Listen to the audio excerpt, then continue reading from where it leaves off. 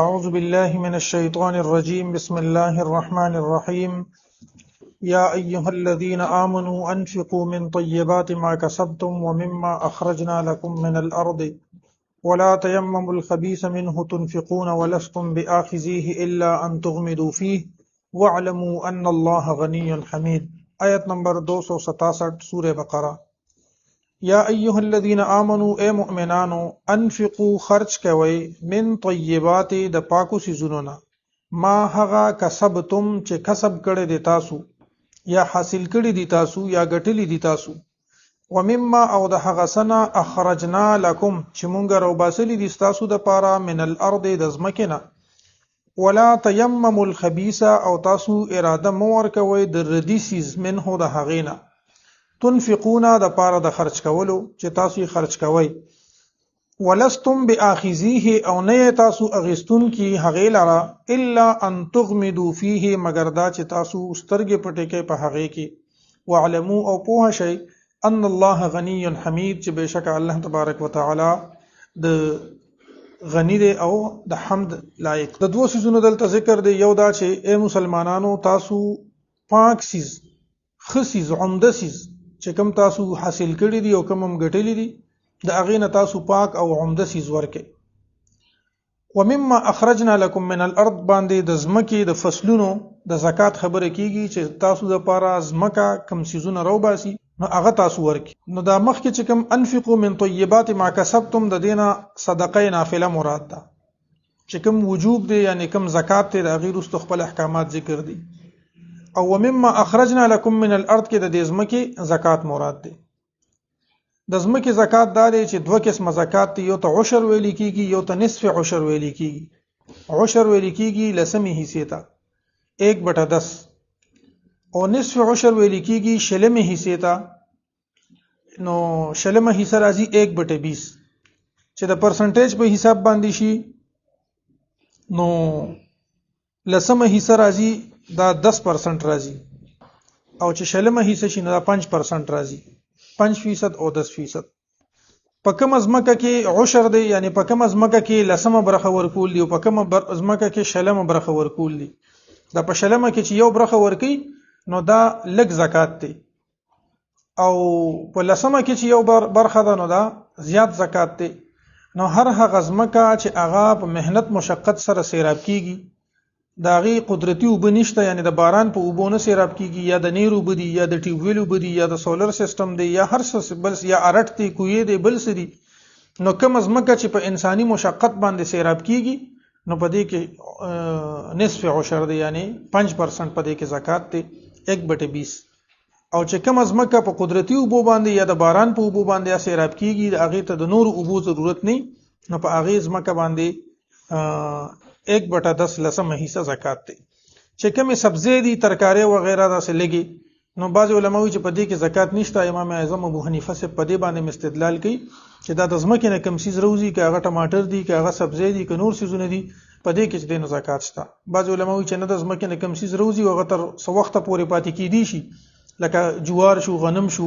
نو په دې کې زکات شته او دا خو لکه افتم نټینګي ټماټر چې پاخه شي نو درې سلو دا په کچا کې را شو کوي دا ټماټر دا په خسر نه دا په دې پښینوالي کې راوشو کوي نو بیا په دې کریټونو کې په دې سلور 15 ورځې کې دا خسر شي او که بیا په یو ورځ بل وړي دا ټماټر په دې سبزو کې د ټولو نه زیات خرابېدون کې سیس دي. نور سيزونه مزر خرابېږي خو دا ټماټر پخېږي مزر بیا خرابېږي مزر نه غوي چې په داسې سيزونو کې زکات نشته. خو صحیح قول دا دی چې هر یو سیس چې هغه پزماکه کې راوخیږي مما اخرجنا لكم من الارض چې هر یو سیس پزماکه کې راوخیږي نو بس دې ته به ګورو چې په مشقت باندې وب کیږي نو 1/20 او که په مهنت مشقت باندې نه وب کیږي باراني وب باندې وب کیږي 1/10. بیا الله فرمایي چې تاسو تیمم یو خو تیمم خپل معنی دی چې مونږ تاسو تیمم چې وبني یو سړی ودس کی دا تیمم خپل معنی قصد او اراده. نو الله فرمایي چې تاسو بیکار سیز مو ورکوي.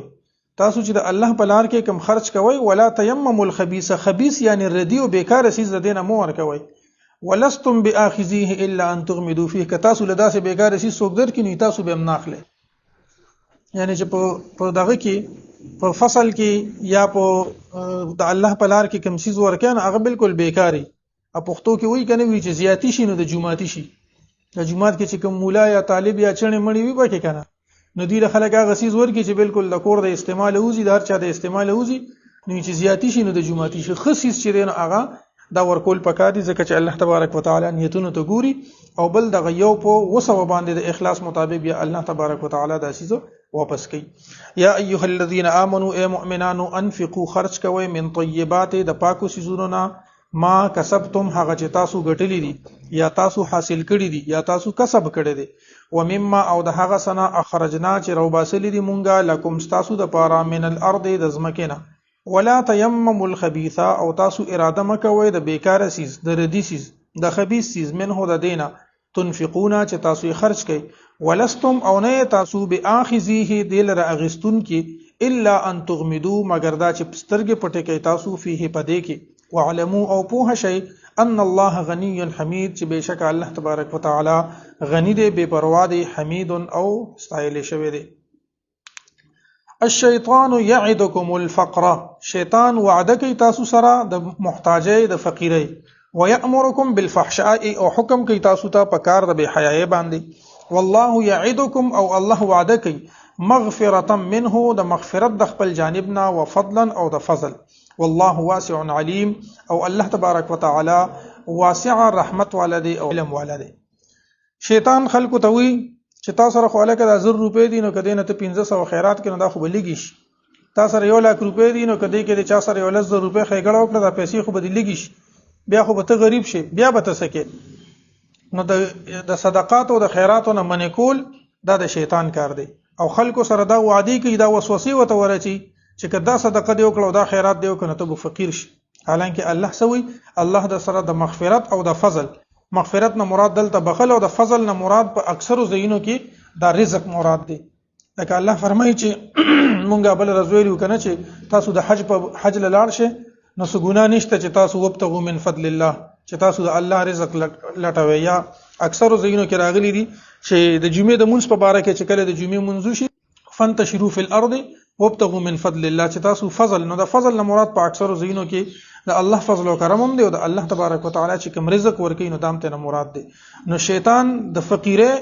وعده کوي او الله تبارک وتعالى د رزق د فراخه او د مغفرت وعده کوي او یقیني خبره ده چې د شیطان وعده دروغجنه ده او د الله وعده د رښتینی ده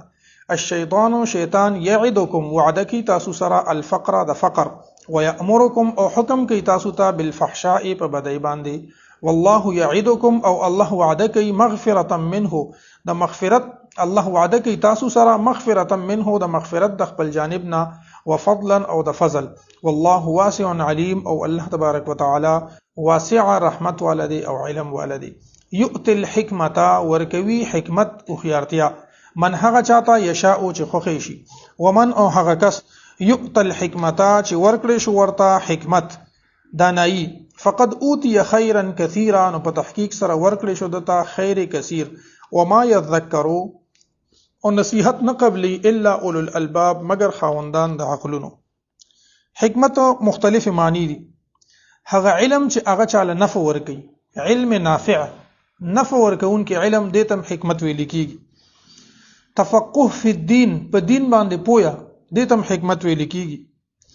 د قران مجید په الفاظو باندې فهم او تدبر چې انسان په قران باندې پويږي د دې په الفاظو د دې په معنا پويږي د تم حکمت ویل کیږي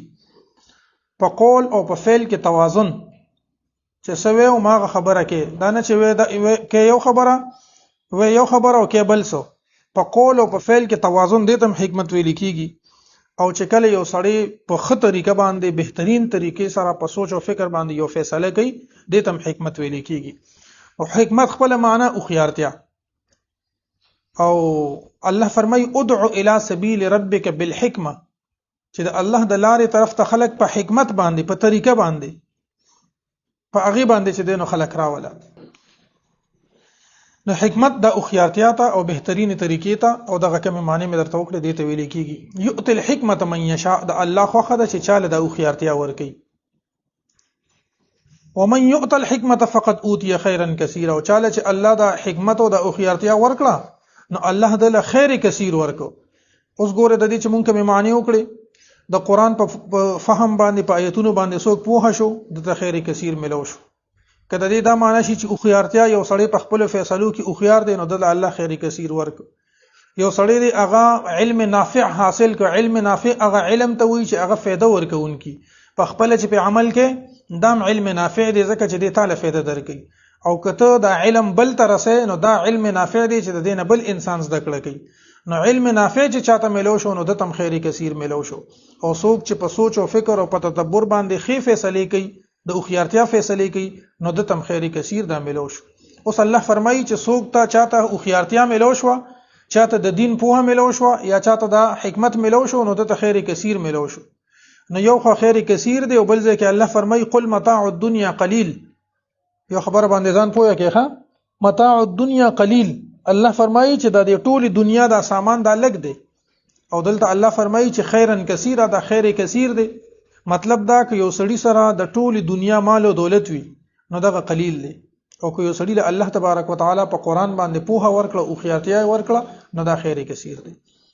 او بل ځکه الله فرمایي من يريد الله به خيرا يفقهه في الدين چا سره چې الله د خیر اراده وکي الله وی چې زید سړی له خیر ورکما يفقهه في الدين نو تفقه او پوهه ورته ورکی په دین کې نو د دین دا پوهه دا حکمت ته او دا چې دینو دا خیر کثیر دی ځکه الله فرمایي یؤت الحکمت الله ورکوي حکمت او خيارتیا من هغه چاته یشاء چې خوښ یو مرګرو لکه حکمت دې ته موږ ته په یو طریقه باندې یو کار خپل انجام ته ورسه یو مرګرو هغه ما په وازونه کول استاد لطیف استاد مې ولې په پرون خو مې په مقتدیانو سم ډزې وکړې په وکړې چې پیسې نه را کولې هم خبره برابر کړو کچا روانه کوم خبره برابر کړ د جمعې مونږ کې په ټولو باندې سم بمباری وکړ ټول مې یاد کړل مې بیا هی بس بیا راشړل نو دا حکمتي حالانکه هر یو کار په یو طریقه په یو حکمت باندې پکار دی دومره حد تدل چې بیا تاسو سره د واپسې لار نه او بل سره د واپسې لار نه دا څه کار نه دی پکار د واپسې یو لار په یو جګړه کې په یو معاملې کې په یو ترخه خبره کې په هر یو سیس کې د واپسې او د روغ او د صلح گنجائش پر خودل پکاري یؤت الحکمت من یشاء الله ورکوي حکمت هغه چاته چې خوښ ومن یؤت الحکمت دا قدرتی چیز دی ها دا په منډو ترلو باندې په دې نه حاصلېږي بس دا چې الله تعالی ورکی څنګه چې د انسان حسن دا قدرتی چیز دی چې یو انسان غواړي چې زما دا پوزه د لګ دنګ شي کنه په شلو اپریشنونو باندې باغه پوزه دنګ کې خو بیا ماغه شان بنی څنګه چې قدرتی وي د بازي کسانو اپریشن کړي دي ځان له شونډان ځان لغټ کړي د خلکو د نظر درالولو لپاره د بهر ملکونو کې د انګريزانو بازي کړي د شونډانو له اپریشن کړي دا شونډې کولو کړي او د کې دنه غوخه یخي او دا شونډان ځان لغټ کړي یا پوزه غټه کړي یا مخره پړسولي نو دغه قدرتی سيزونه چې کوم الله تبارک وتعالى چاله ورکی هغه قدرتی وی کته په مصنوعي طریقې سره حاصلم کینو هغه حسن چې کوم الله پکې خو دی وی آتنه لنش دا سي आवाज چې دی دا الله تبارک وتعالى د طرف نه یو ملکه ده چې الله تعالی आवाज چاله ورکی نو هغه आवाज خيستواله بس دا الله د طرف نه دی دا چې دینو دا په بادامو باندې یا پرنجو باندې یا په دې سيزونو باندې دا ناراضي دغه شانت حکمت او دانایم د الله تبارک وتعالى د جانب نه یو عطیه ده اصل خطول سيزونه د الله د جانب نه عطیه دي خو بازي کارونه الله تبارک وتعالى د انسان د جهد او د کوشش سره خو دی لکه الله فرمایي والذین جاهدوا فینا لنهدینهم سبلنا څوک چې زمون طرف ته کوشش کوي نو مونږ به دته د لارې کولو خپل لارې به کولو د حکمت او د دانای لارې به ورته کولو نو بعضی چیز دا په کوشش حاصلېږي بعضی چیز بغیر د کوشش نه د الله تبارک وتعالى د جانب نه عطیه وي یؤت الحکمت من یشاء ورکی حکمت هغه چاته چې خوښ شي ومن یؤت الحکمت او هغه څوک چې ورکړي شو ورته حکمت فقد اوتی خیرا کثیرا نو ورکړي شو دته خیر کثیر وما یذکر الا اولو الالباب او نصیحت نه قبلې په دې باندې مگر خاوندان د عقلونو وما انفقتم من نفقه او هغه څه چې تاسو خرج کوئ د خرج کولو نه هغه څه چې تاسو خرج کوئ من نفقه د نفقین او نظرتم یا نظر منی تاسو منخت کوئ تاسو من نظر د نظر منلنا فإن الله يعلمه نو بشک الله تبارک وتعالى په هغه باندې پوهیږي وما للظالمین من انصار او نشته د ظالمانو د پاره څوک مدد کوونکي خجی نظر څه ته ویل کیږي نظر ویل کیږي مونږ پښتو کې ورته منښت وایو منښت دې ته ویل کیږي چې په ځان باندې یو عبادت لازمول په ځان باندې یو عبادت لازمول کدا دا انسان په ځان باندې لازم نکي نو دا په د باندې لازم نوي دا دغه چې دی دا نظر منل چې دی نو دا د الله تبارک وتعالى د پاره ځکه چې عبادت خود الله د پاره دی نو دا چې کوم نظر او منښت خلک کوي نو دام د الله تبارک وتعالى د پاره وي. لکه یو او بطور ایصال ثواب پکې سړی د یو ولی یا د یو بل کس نوم اغستیش، خو مقصد د الله د رضا د پاره وي او د الله د پاره وي. لکه یو سړی دی او دا کله یا دا چې کله سړی په داسې صورت کې په خپل ځان باندې لازم کی چې هغه ځان سره یو مراد پزړه کې په خله باندې وي یا پزړه کې وساتي. یعنی یو سړی دی هغه وي چې که زما د نوکری وشو نو زه به د فلانی سیزو دا کار وکوم، که زما د نوکری وشو زه به روجي نیسم، نوکری وشو دی بوس روجي نیسی، دا روجي اوس په د لازم نه وي، دا عبادت د پزور باندې لازم کو. یو سړی دی هغه وي چې که زما د فلانی کار وشو نو زه به د زیارت له غلاف وروړم یا به د فلانی بابا په روح باندې 100 روپے صدقه کوم. نو دا د الله د پاره دا منل، یعنی د دې 100 روپے به د الله د رضا د پاره ورکوم. مطلب دی دا مطلب نه چې کنه ته د بابا له 100 روپے ورکوم، د غیر الله نظر منل د بشریت کې دا شرک ته کفر او شرک ته. خدا چې کله سړی وي چې زب بابا له دا پیسې ورکوم، بابا په روح باندې به پیسې ورکوم، مطلب دی چې دا 100 روپے باز خیراتی ورکوم، الله به مال د دې اجر راکړي، خو د دې ثواب به د بابا ته رسیدي، ولی ته برسي. پوهیږئ کنه دا مطلب نه چې کنه دا دغه نظر منم. نو دا چې څوک نظر ومني، ډیر خلک نظر مني، اکثر خلک دسی وي که دا کار مې وشو نو زب دیک پخوم، زب خګورو جو دیک پخوم، زب دا کوم زب هغه کوم. نو چې کله هغه کار وشي نو دغه سیس په انسان باندې لازم شو. اوس دی به دیک پخی، یعنی دا دیک به دی پخی او دا به دی صدقه کوي، او د الله رضا د پاره به دی دا صدقه کوي د الله تبارک وتعالى د عبادت په تور باندې. نو دا چې دی نو دا د کې بس دغه خبره باندې احتیاط پکار دی. بعضی خلک وی چې نه د علماو یا د دې نظر نشي منلې، نو دا غي نظر نه، نظر د الله د پاره وي، خدا د اغي نوم چې پکې اغستل کیږي نو دا صرف تدې د پاره وي چې کله هغه د اغي ایصال ثواب دا د غي ولی ته یا د غي پیر صاحب ته یا د غي مشر ته یا دې ته چې دی نو دا مقصود وي. خجی دا سي یو سړی دی هغه نظر ومنلو، نو په نظر کې یو خبر یاد ساتي، اکثر د خوراک په نظر کې دا معاملې ډېره پیخيږي. یو انسان دی هغه نظر ومنلو که زما د فلاني کارو شو زب یو دی ګروجي په خومه خیراتی په خومه یا یو دی ګروجي په خومه. نو اول خدای دې مطلب دی چې یعنی دا به د دې چې کم دغه کوم دا به د الله رضا د پاره ز صدقه کوم. نو دغه دی ګروجي چې تا کوم منلې دي نو تا پورا دیګ منلې دي، یعنی په دیګ کې اوس عام طور باندې 3 دړې روجي وي یا 10 کیلو روجي وي، نو چې تا دغه 3 دړې دیګ پوخ کو نو دا 3 دړې به ټوټل په ټوټل باندې صدقه کې. چې کوم انسان نظر منلې دي دی به په خپلم نه خوري، د خزبم نه خوري، د لوران او زامن او خکته چې کوم رښتې دي دی بم نه خوري، مور او پلار او یعنی کوم ژوند دي بم ته نه خوري. نو چې دا کسان ته لری کې نو دا پورا نظر شو کو دي ته خوړله نو بیا به دا دوباره کوي، دا نظر پورا نه دی. د دې علماو طریقې لیکلي ده چې د خپل دیګ نه خوراکمو کې چل ول وته جوړ کې کنه چې د خپل دیګ نه خوراکمو کې اوستا نظرم پوره شي. دا غي طریقه دا ده چې تا دیګ منلې دي غون دیګ دی راواغست په کور کې دی اورور دی یا د استاد د زامن خزا او بچی او مور او پلار دغه رښتنی روري تروري مامای بل سوګي هغه د دیګ ورکه چې دا ما منلې بس ټول ستا شو. نه هغه خو په موقع باندې تقسیمي هغه جیب کې خونه چی ټول دیګو، نه هغه په موقع باندې تقسیمي هغه کې بیا تخول شي ځکه چې دا خو تا هغه ته ورهبه کو، هغه ته چې د هبه کو نو بس هغه بیا تقسیمول شي. شریعت کې داسې قسمه حیله جوړول طریقه جوړول دا جایز دي، او کنه بهتره طریقه دا ده چې یو دی ګروجي پخې نزان لپاره کې کیلو 2 کیلو روجي د کور د پاره جدا پخې کا هغه نظر بدی پوره شي. او یا طریقه دا ده چې بس دیګ پوخ کا او دیګ اوس خو لکه بهر دیګونه پخې خلکو دیګ پوخ کا او دیګ مارته وې ډاري کې پلان کیږي ته ورسوه بس فلانی مدرسې ته یا فلانی ځای ته یا فلانی جمعه ته یا کم ځای کې غریبانان وي الته ورسوه بس غیب خپل کې تقسیم کی او دیګ به ته واپس یوسي. نو دا نظر پورا دی ځکه چې دی نظر د الله تبارک وتعالى عبادت ته اوسوک چې نظر ومني بیا هغه خامخا پورا کوي. البته که د ګناه نظرونه هغه پورا کول نشته. له سړی دغه کې که زما دا کارو چې بدرې راځي ساري مونږ نه کوم ځکه چې لکه بیغمه وګدې ما کنه نظر پورا کول دا نشته، او کدا دی پورا کنه بیا په دې باندې ګناه ده. وما انفقتم من نفقه او هغه چې تاسو خرج کوئ د خرچینا دا سی با محاوره معنی کې وما انفقتم من نفقه او چې هغه څه چې تاسو خرج کوئ او نظرتم من نظر یا نظر منی نظر ته پښتو کې منختوي او نظر د زال سره فإن الله يعلمه بشك الله تداغي علم دی وما للظالمين من انصار او نشته د پاره د ظالمانو څوک مدد کوونکې. ان تبدوا الصدقات کتا سو په ښکار باندې کوي صدقات خیرات فنعم هي نو بهتر خبره ده، و ان تخفوها او کتا سو پټوي دی لرا وتؤتوها الفقراء او ورکوي فقیرانو ته فهو خير لكم نو دا بهتر د تاسو د پاره ويكفر عنكم او لری کوي الله تبارک وتعالى استاسونا رجوي الله تبارک وتعالى استاسونا من سيئاتكم استاسو گناهونه والله بما تعملون خبير او الله تبارک وتعالى پتا سو باندې چې سکوي خبردار دی. الله تبارک وتعالى د صدقې نافله حکم کوي چې که په ښکارا باندې صدقه کوي نو فنعم ما هي ډیره خبره ده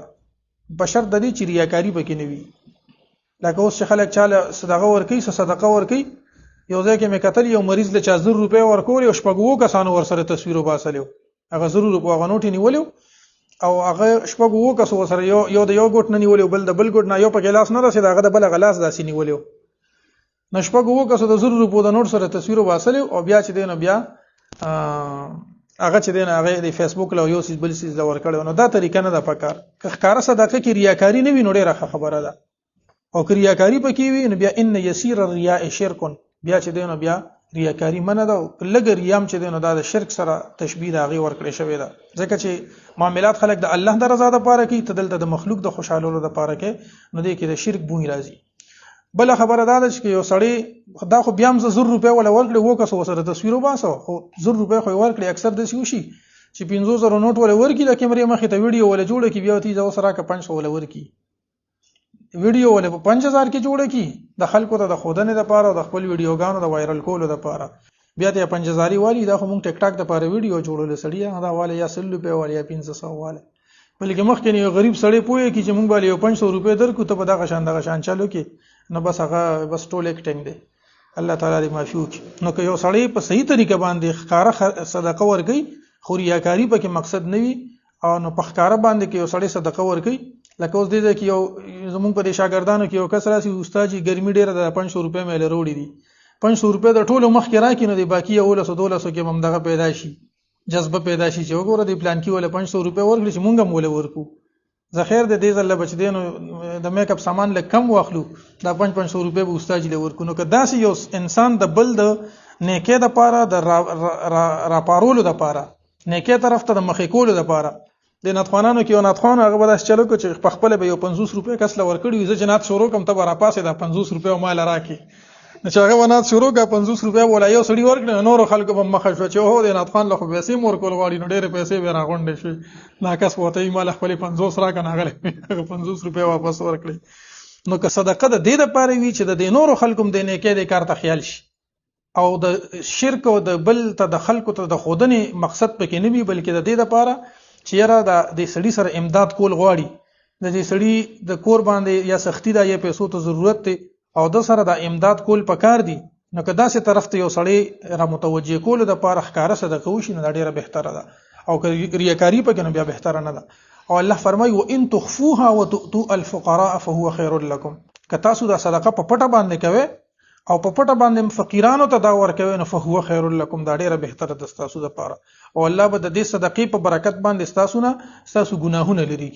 او حدیث مبارک کې راځي چې بادروا بالصدقه فإن البلاء لا يتخطاها تاسو په صدقه کې مخکواله کوي سبا صدقه ورکه بل ر صدقه ورکه او نن صدقه ورکه ولی فإن البلاء لا يتخطاها مصیبت د صدقې نه نشي مخکې کېږي نو چې تاسو صدقه مخکې ورکړه نو د دې نه بس بیا دغه مصیبت او تکلیف پتا باندې نشي راتلی. ان تبدوا الصدقات کچری تاسو په ښکارا باندې کوي صدقات فنعم ما هي نو ډیره بهتره ده وان تخفوها او که تاسو پټوي دی لرا وتؤتوها الفقراء او ورکوي تاسو د فقیرانو لرا فهو خير لكم نو دا ډیره بهتره ده تاسو د پاره ويكفر عنكم من سيئاتكم او ويكفر او ابرجوي لري بکی عنكم د تاسو نه من سيئاتكم تاسو ګناهونه والله بما تعملون خبير او الله تبارک وتعالى په هغه څه باندې چې تاسو کوي خبير خبردار دی. دا کم خلک چې په دغه کې پیسې غواړي په لارو کوڅو کې ګرځي او پیسې غواړي د علماء وضاحت کړي دي له پیسې ورکول حرام دي ځکه ته دی له 1 لک روپے ورکې سبا هغه لک روپے وکور کې دي سبا بیا روزي 2 لک روپے ولا ورکې به کور کې دي بل ورځ بیا روزي بلکې ما داسې کسانم لیدلي دي چې اوسېږي په دې جومپړو کې په دې خیمو کې او دا هونډا سټي دی کې هونډا سیویک دی دا د لړم په شانتي دا اخیری ماډل چې کم دی دا 1 کروڑ روپے تقریبا قیمت دی ما داسې خانه بدوش لیدلې دي چې په خیمو کې دا گاډي ودرولې دي دا زمونږ استادو پیسې دی، یو ځای کې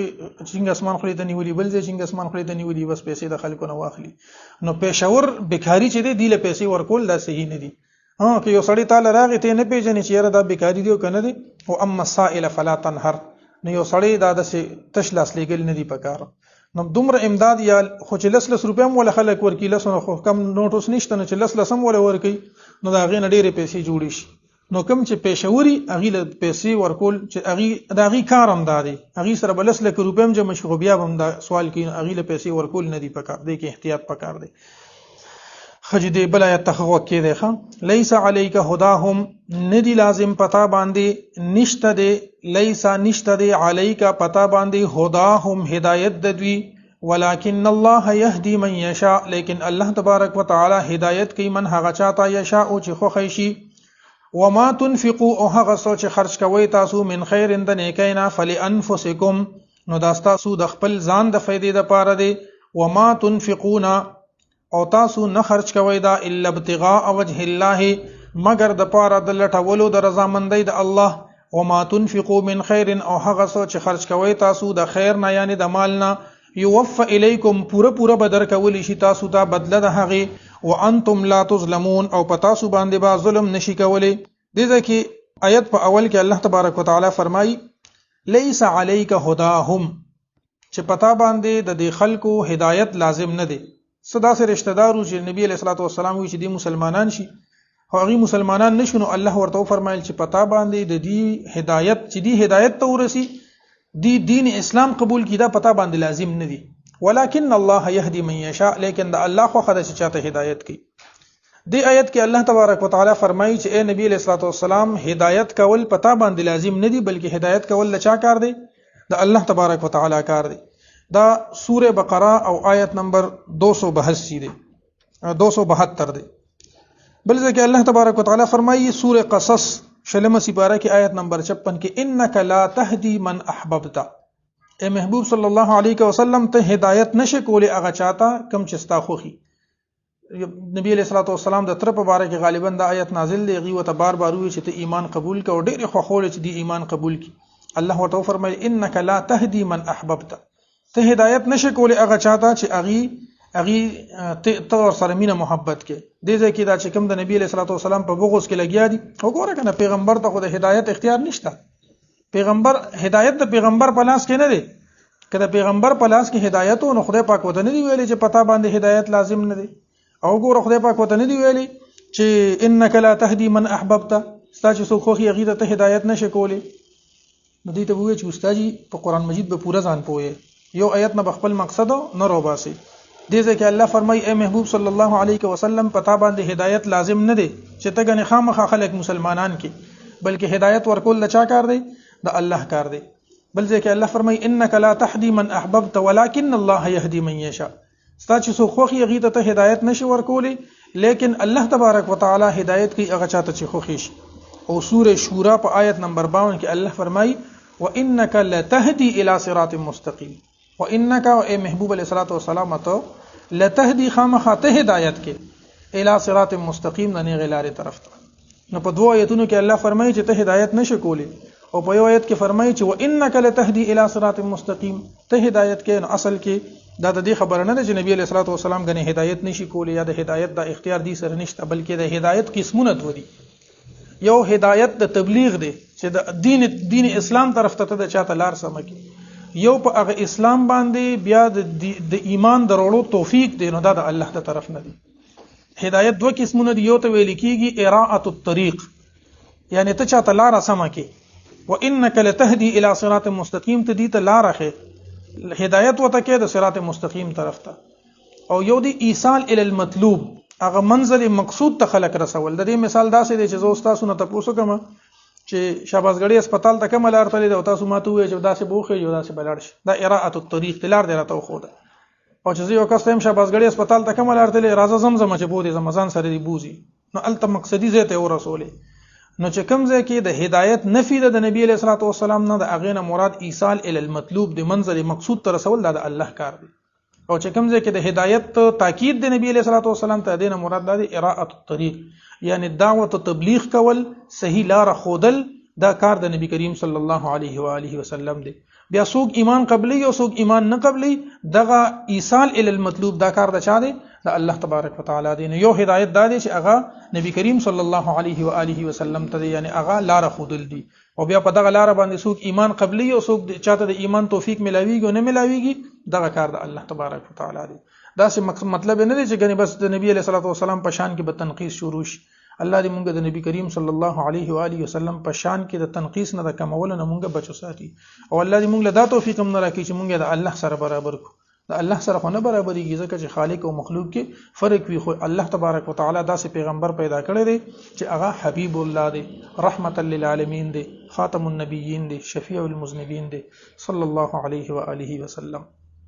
بیا الله فرمایي چې تاسو کوم خرج کوئ فلانفسکم، نو دې کې تاسو د خپل ځانونو فائدہ ده. دوه قسمه، یعنی یو تاسو د خپل ځان فائدہ ده چې خرچ مو کوو تاسو ته ثواب ملو شي، اجر به ملو شي، د دې په عوض کې به نور سيزونه ملو شي. یا فلانفسکم تاسو د خپل خاندانونو د پاره چې کوم رشتہ دار دي، غریبانان دي او اغیله د صدقه ورکړو دا هم د خپل کور فائدہ شو، د خپل ځانونو فائدہ شو، نو دا ته مراد دي. او بیا الله فرمایي چې تاسو کوم خرج کوئ نو دا څه نه ده چې تاسو خرج وکړو بس دا پیسې لاړې ختم شي. یوفى الیکم وانتم لا تظلمون، د دې به تاسو ته پوره اجر درکولې کیږي. لیس علیک هداهم، ندی لازم پتا باندې د دوی هدایت تر رسول، د دوی رسول ایصال ال المطلوب ته، ولکن الله، لیکن الله تبارک وتعالى يهدي هدایت کوي من هغه چاته یشاء چې اوغواړي. وما تنفقوا من خیر، او هغه څه چې خرج کوي تاسو د نیکۍ نه، فلانفسکم، نو د خپل ځانونو د پاره، یعنی فائدم پکې د خپل ځانونو ده. وما تنفقون، او تاسو نه خرج کوي الا ابتغاء وجه الله، مگر د حاصلولو د رضامندۍ د الله. وما تنفقوا من خیر، او هغه څه چې تاسو خرج کوي د نیکۍ نه، یوفى الیکم، پوره بدر کولی شي تاسو ته بدله د هغه، وانتم لا تظلمون، او پتا سو به ظلم نشي کولی. للفقراء الذين اشتروا د پاره د هغه فقیرانو احصروا بند کړی شوي دي فی سبیل الله پلار د الله کې، لا یستطيعون ضربا، دی طاقت نه لري د سفر کولو، فی الارض پزمکه کې، یحسبهم الجاهل، ګمان کوي په دې باندې ناپوهه اغنیا ادمالدارو، من التعفف، د وجه د ځان ساتلو د سوال نه. تعفف وضاحت کوم دته، تعرفهم تب پیجنی دوی اے محبوب صلی الله علیه وسلم، بسیماهم د دوی په صورت باندې، د دوی په نخو باندې، لا يسألون الناس، دی سوال نه کوي د خلقنا الحافا پن خطلو سره. وما تنفقوا من خیر، او هغه څه چې تاسو خرج کوئ د نیکۍ نه، د مال نه، فإن الله به علیم، پس بشک الله تبارک وتعالى په دې باندې علم لرونکی دی. بعضی کسان داسې چې هغه په مسجد نبوي کې ناستو،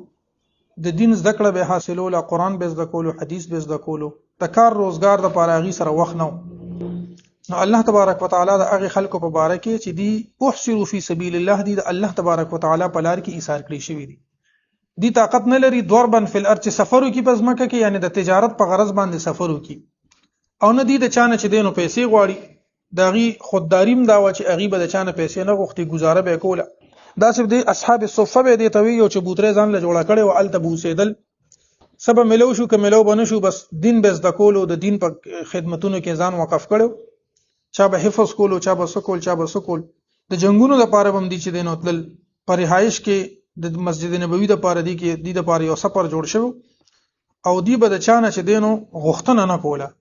الله تبارک وتعالى د دې آیت په ذریعہ د مسلمانانو توجه د خلکو طرف ته را مبذول کړه چې داسې کسان چې هغه د الله په لار کې بندي، د طاقت نه لري چې هغه پزمکه کې د تجارت د پاره سفر وکړي، او کم چې ناپوهه خلک دي، ناواقف خلک دي، هغه وایي چې دی خو غني مالدار دي، خسته کپڑے چولې دي او بس پراته دي او ناس دي خو خوشاله دي، د څه د وجه نه چې دی د چانه سوال نه کوي چې مونږ ته د خبرې ضرورت دی. نو الله فرمایي چې ته به د خپل نخو نه پیژنې، لا يسألون الناس الحافا، دی به خلکو پورې انخلینا، دی به د خلکو نه په داسې طریقه باندې سوال نه کوي چې انخلی ور پورې. تعفف لفظ دی پکې، ناپوهه سړی به د غنی ګمان کوي، د مالدار ګمان به کوي، من التعفف، د دې د تعفف د وجه نه. عفا د دې معنی دا بچ کېدل او صبر کول او د خپل عزت نفس حفاظت کول. دې ځکه د دې معنی دا چې د خپل عزت نفس د بچ کولو لپاره د خلکو نه سوال نه کول، خپل ځان د سوال نه بچ ساتل،